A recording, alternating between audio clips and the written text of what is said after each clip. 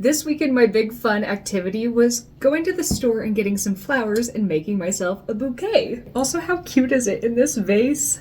I made that. And now I want to do another one of my very favorite things, which is to paint a very loose watercolor bouquet kind of based on this. Grab your watercolors and give them a good spritz. Then I'm going to fill my brush with clean fresh water and I'm just going to kind of plop it around on the top half of that page. I want there to be some spots where the paper doesn't get wet and I want other spots where little puddles form. And then I'm going to take those colors, that light pink and then that more magenta pink color, and I'm going to very loosely drop it in the approximate places that it is on that bouquet. And then I'm going to do the same for some of the yellows and some of the greens that are in the bouquet as well. And now that we've done that, about half the page is filled with some blobs of color. We are going to add on a few details to kind of complete this picture, but first we need to let it dry or make it dry.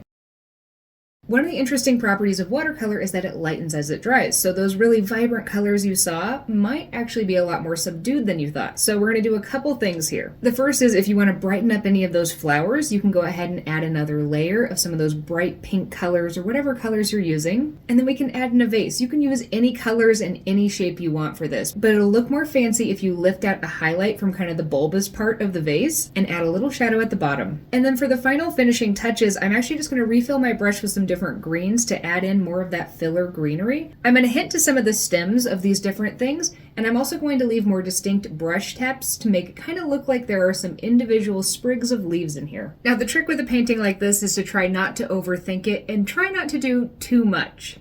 And I understand that that really is the hardest part. But there's something about these simple smooshes of color on a page that makes me so happy. You should try it.